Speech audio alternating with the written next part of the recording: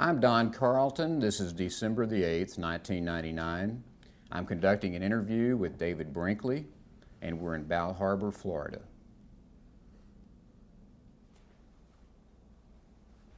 Well, good morning, David. Let's start at the beginning, as they say. And what was your name at birth? David Brinkley. David McClure Brinkley. David McClure. Named for a Presbyterian preacher of Scottish descent. Did you have any nicknames? No. When were you born? July 10th, 1920.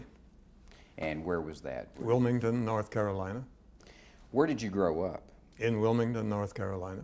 And let's talk about your parents. What was your father's name? My father's name was William Graham Brinkley. He died when I was 8 years old, so I don't have much memory of him. I do know that he liked to drink. And this is during Prohibition, and he made his own wine. My mother hated it. My mother could have been Carrie Nation, the great prohibitionist who cut up the saloons with hatchets. She didn't quite do that, but she could have. And the night my father died, one of my sisters awakened me, and I ran downstairs to find Mama, which is what we called her. She was in the pantry pouring out his wine. What did he do for a living? He worked for the Atlantic Coastline Railroad. He was some kind of minor official. I never quite knew what. What was your mother's name? Mary West Brinkley. And did she have a job outside the home? No, women didn't do that then. What traits do you think you inherited from your parents? I really don't know the answer to that. I know what traits I have. I'm not sure how many I inherited or where they came from. I don't know. I can't answer that. Did you have any sisters or brothers? 2 of each. What are their names? Margaret and Mary, William and Jesse. When you were growing up, did you have any hobbies? No. How would you characterize yourself as a student growing up? Oh, medium. I was no genius, but I passed. Now, we always talk about the Depression and how it affected individuals. What are your memories of the impact of the Depression on you and your family? Well, when the Depression began in 1929, I was 9 years old, so I didn't have any impression at all. We stayed in the same house, and I went to the same school, and everything, so far as I was aware, was the same. I don't have any great recollection of the memory of the Depression as a memory. Mm-hmm. I know it happened, of course, but I don't remember anything about it. Well, when you were growing up, did you have any aspirations of of a profession or what you wanted to do when you grew up? Yes, I wanted to be a writer. In fact, I still want to. I was always writing out little things, even when I was very young, writing things out with paper and pencil and so on, and my mother did not approve of it, and she took a very hostile view toward my wasting all this time writing. It wasn't until I got old enough to go down to the Wilmington or the New Hanover County Public Library, and the librarian, bless her soul, Miss Emma Woodward, noticed this, took me over, worked with me, and tutored me. I've been tutored more than I have been educated in the outside. And she said to me one day, she talked to my high school teacher and told her all of this, and the two of them together took me over. And my high school teacher, Mrs. Burroughs Smith, said to me one day, "David, I think you ought to be a journalist." I was then about, 14, 15, something like that. And the first time that thought had ever occurred to me. A year or two later, the high school came up with something called, I think it's called cooperative education or something like that, which allows a student to leave high school earlier at the end of the day, to skip the last 2 classes and go to work in some local business. The idea being to learn the business. Well, they sent me to work on the local newspaper, and I loved it, and I've never done anything else. Very In interesting. one form or another, journalism in one form or another. That's all I've ever done. Well, what high school did you go to when you New Hanover High School in Wilmington. Now, did you go to college? I did, yeah. I did not graduate because I went into the Army. And when I got out, I figured I was too old to go back to school, so I went back to work, back on the Wilmington Morning Star. Well, when you did attend college, what college did you? Well, I went to the University of North Carolina very briefly. Then I went to Vanderbilt in Nashville, Tennessee, because I was working in Nashville and had the time to go. Now, the local radio station where you grew up was WRBT, is that correct? And I understand that you had some experience with that radio station when you were growing up, wrote an essay or something? Well, when the war started, Poland was attacked by Hitler and so on. Finally, the owner of the station decided he had to have some news to put on the air. They had none. It was a very dinky little 100-watt radio station that did nothing but read $2 commercials and play records. It was really pretty awful. And the owner of the station, whose name was Dick Dunley, went to the publisher of the paper, whose name was Ronaldo Page, and said, Rye, which is what they called him, the war started, we've got to have some news. Can you help us? Of course, he was unwilling to hire a news staff because he couldn't afford it. The local paper did get the AP wire. That was the only news coming into town. And they agreed that I would do a little newscast, 5 or 6 or 7 minutes every afternoon. And I did. It was perfectly awful. It was unspeakably terrible. I had a heavy Southern accent. I didn't know how to write words to be read aloud. And once written, I didn't know how to read them on the air. It was, as I say, perfectly terrible. And I've thanked the Lord ever since that tape recording had not yet been invented. Otherwise, I would have remained a laughing stock. But anyway, I worked at it and got to be good enough to get by. And one thing led to another, and then I went away to the Army and spent a year or two and came back and went back to the newspaper, and that's that. Well, let's talk about the war just a minute. You say you went away for a year or two. What was your World War II experience? I volunteered because the war had started, and I knew I was young, perfect health, unmarried. I knew I'd be drafted, so I volunteered, and they put me into a former National Guard company in Wilmington called Company I of the 120th Infantry. And it was composed mainly of draftees or volunteers from the bad end of Wilmington, the poor end of Wilmington, called Dry Pond, for reasons that's not worth going into. And I was the first person the other men in the company, had ever known who could use a typewriter without looking at the keys. So they thought I was some kind of super intellectual something, which I was not, but they thought so. So they gave me the only job that meant I had a private tent of my own, supply sergeant. And I was made supply sergeant, and I handed out uniforms and guns and so on. Kept the records, which are all screwed up, because it was an old National Guard company dating back to the Civil War. We had some equipment in there made in 1863. I never even knew what it was.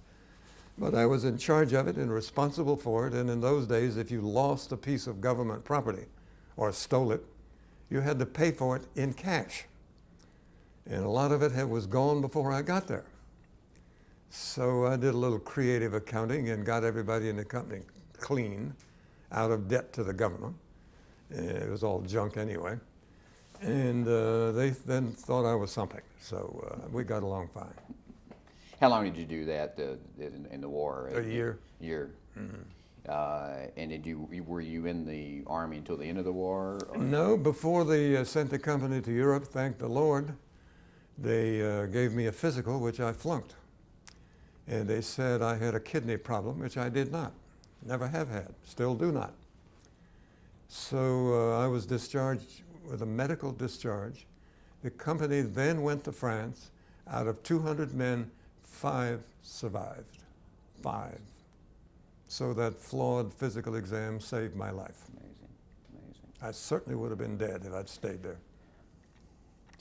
So after you were discharged, then where did you go to work? Went back to Wilmington and back to the Wilmington Morning Star newspaper. So you were working for I guess the Star News, or the Wilmington Star Right. News. What was your job there then? Just A reporter. Reporter. And what did you cover? Oh, little junky local stuff. There's no big news in Wilmington, never was, and probably never will be, which is good, I guess. I covered the daily courts and whatever came along, a general assignment. I'll tell you a story I've told 100 times, but I'll tell it again. Excuse me a second.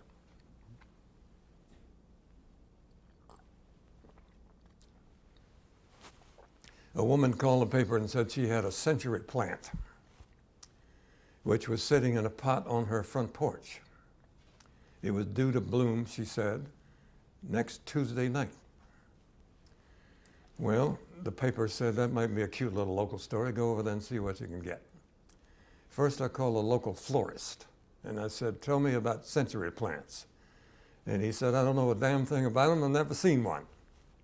So I went to the dictionary, and it said century plant, a Mexican agave, A-G-A-V-E, said erroneously to bloom once every 100 years. I was on my way to write a story about something that was certainly not going to happen. But I went anyway.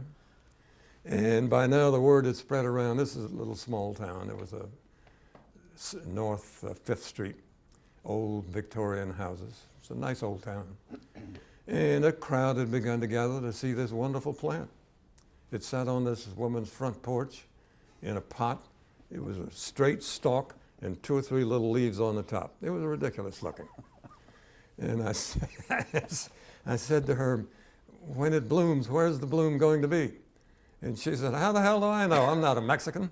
The plant came from Mexico. And by now the fire department had arrived with floodlights and lit up the street. Popsicle salesmen were working the crowd. Children were crying. People were complaining about the crowd asking to use their bathrooms. And it made a lovely little story, but the thing never bloomed, which made it even better. Oh, that's and so it got picked up around the country, and the local paper was so pleased. They said, when you get out of school, we'll give you a job. And they did. Very good story. But you went to the AP after that? You worked for the Wilmington paper? I went back to the Wilmington paper and was hired away by the United Press. Oh, United Press, that's right. And what city did you work in for UP? Well, first in Atlanta. And it was a news bureau which required the wire from New York, the main news wire, came in Atlanta. We had to cut it in half because that's all our subscribers wanted. So it became an editorial job of judging which piece of news would play well in the South and which could be discarded. And I, by then, fancied myself at least an Ernest Hemingway. I thought I was a writer. I wasn't any good, but I thought I was. And I was annoyed at the United Press also ran a radio wire, which was sold to radio. The AP did not sell its news to the radio yet because the newspapers didn't want the competition coming from the broadcasters. So the United Press owned that part of the news business. And stuff was written in New York, and it was perfectly awful. I remember one story, I've never forgotten it because it's so terrible. During the war, the OPA had been put in business, Office of Price Administration. Leon Henderson was the administrator. And almost every day he had an announcement to make about something that was going to be inconvenient to the American people. We were going to ration shoes, which they did, and so on. And I had to take whatever I thought the South liked and send it around the South. One day the story came down that OPA was going to ration sugar, which is a big piece of news. Everybody uses sugar in the kitchen, in the house. and it was going to be scarce and going to be expensive. And the UP story said, quote, I've never forgotten, it was just simply awful. It said, Price Administrator Leon Henderson announced today he was going to yank the nation's sweet tooth for the duration. Can you imagine a worse lead than that? I can't. So I threw it out and rewrote it. And, and began a little crusade with the UP to improve the writing skills, which they said they liked, but they didn't. And the AP came along then with a better offer, and I went to work for them. So now, when you were in Atlanta, though, didn't you also do some radio work there, or did you go to? I wrote a copy for the radio. Oh, that's right. Okay. Well, who was Virginia Mansell? She was a girl who worked for the radio station where my bureau, so-called bureau, was located, and of course I got to know her, and I began seeing her a lot. I liked her a lot. I began seeing her a great deal, and there was, after a while, there was talk of marriage. And it might have happened, but just at that time, the UP moved me out and sent me to Charlotte, North Carolina. Mm-hmm. And in those days, travel from Atlanta to Charlotte was a real project. You can't fly because you need a priority. You can't drive because you can't get gasoline. So I couldn't get back to Nashville to see her. Mm-hmm. And gradually she disappeared, and I finally wrote a book and mentioned her and asked if any of her children or relatives would write to me, and they did, and we've become friends, and I've seen them since. Oh. She died, so that was that. Didn't she play some sort of role in helping train you in terms of your voice? She did, yeah. Accent? She was a graduate of Emerson, which was then a speech and drama school in Boston. And she spoke beautifully. She worked on my accent, which was Southern, of course, and cleaned it up to some extent, as far as she could, and improved it. And in the course of doing that, we came to be very close and very good friends. And we might have been married, but things didn't work out. How did you get to Washington?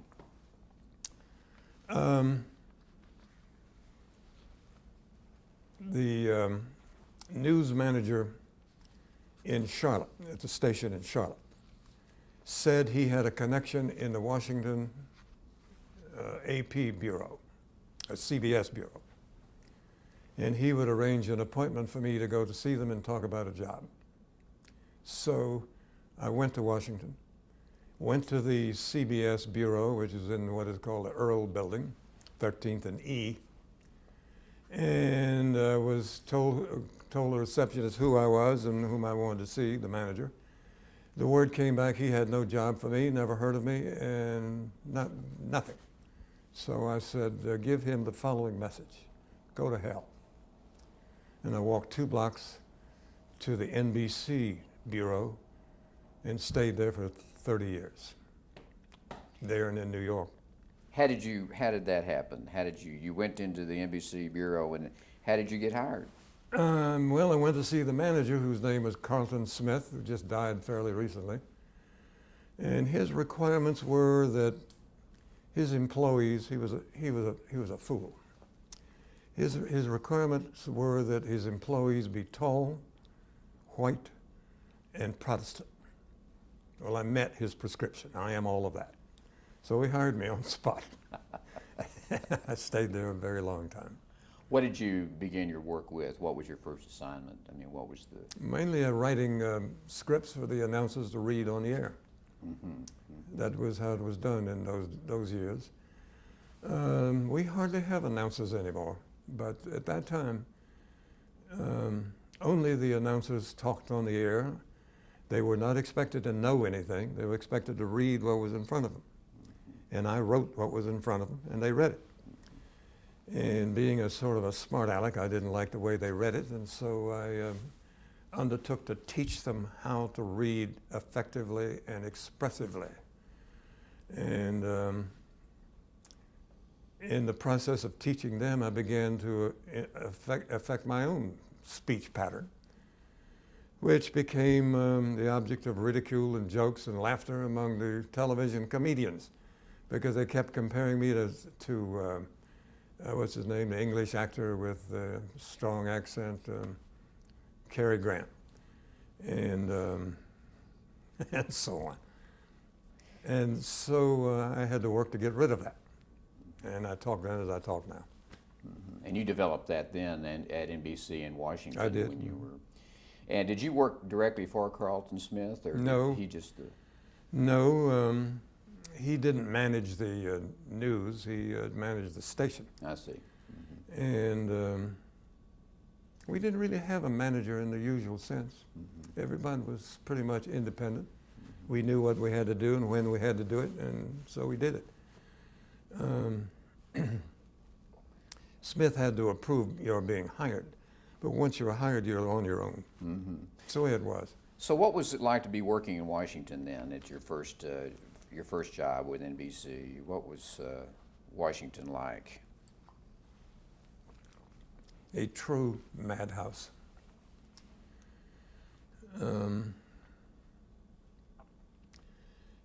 New employees. The government advertised in local newspapers around the country. Help needed, $1,440 a year. That's equal to about $15,000 today. And it was in many cases the first job many of these young women, and they're all women, first job they'd ever had. $1,440 a year was more money than they had ever made. So they flooded into Washington, created, and they did wonderful work. They ran the typewriters. We didn't have word processors yet. They ran the typewriters. They manned the telephones. They did the filing and all of that office work for the war. And they did it beautifully. And there were all sorts of social problems, such as no men around, so they couldn't get dates.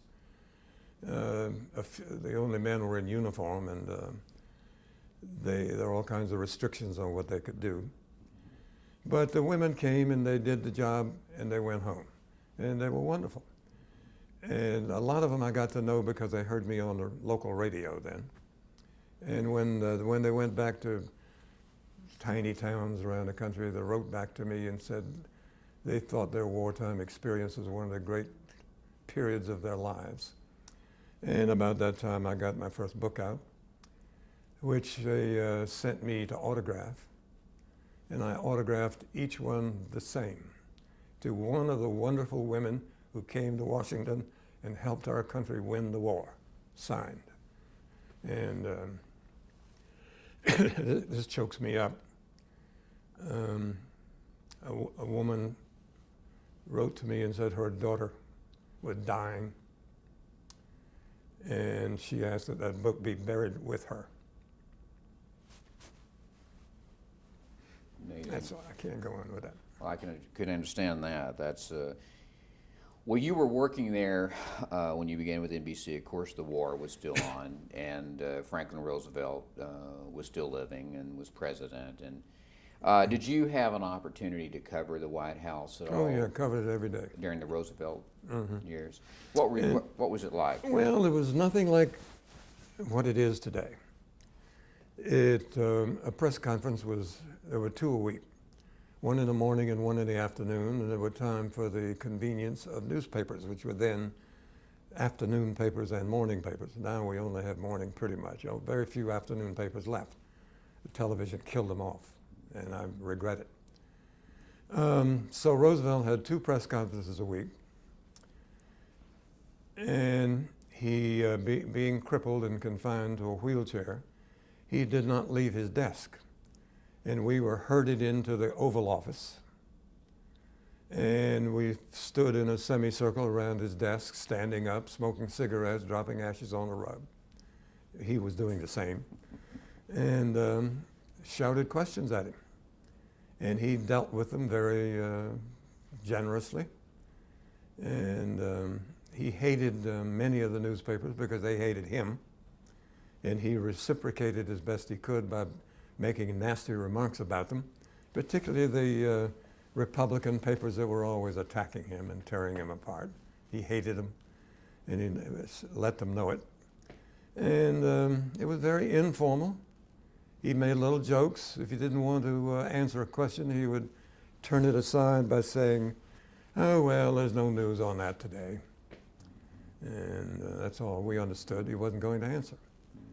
And it took us 6 months to get him to say whether or not he would run for another term. He kept turning it aside, saying, "No news on that today." And as I say, he hated several of the newspapers, the more conservative papers he didn't like. And he didn't like their reporters because he thought they reflected wrongly his own personal views and distorted them. He got around that by creating something called a fireside chat. There was no fireside. It was done in his office, the Oval Office, on a little table over to one side with a microphone on it, and a technician there with screwdrivers and pliers and so on. And he would go on the air from there and talk in a way that proved so effective. It got him elected 4 times. He developed a knack for using what I don't know what he would call it, I would call it common English, working class, common, everyday, unfrilled English.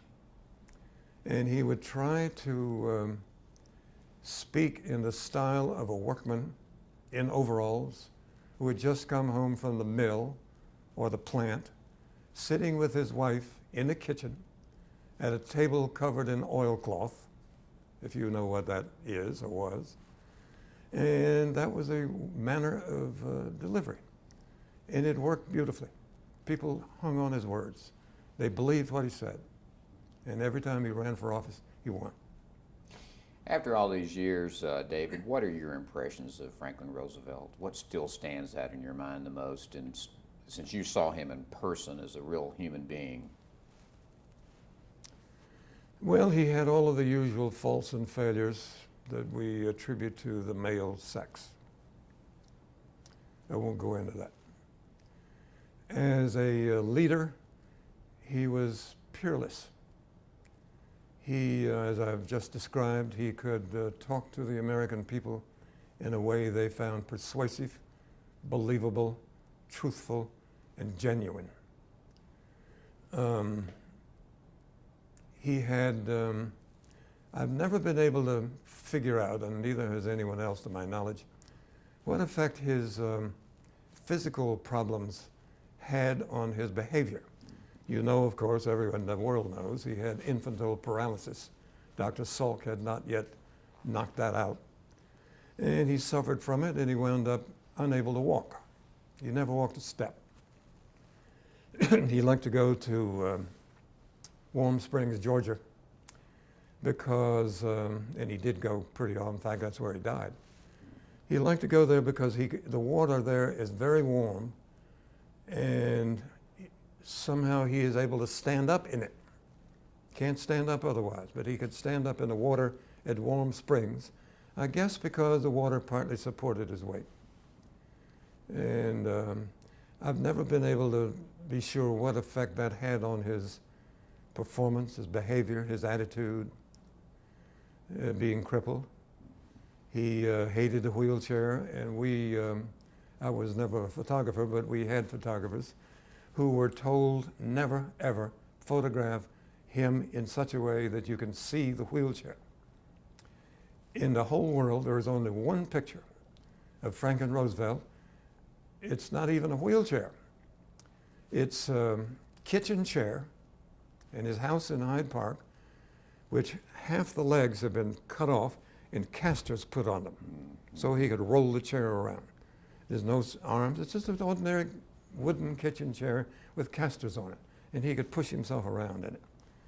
There's one picture of that. I'm going to stop you at that point because we've got to change. Okay, I figured it's about time. And we'll pick up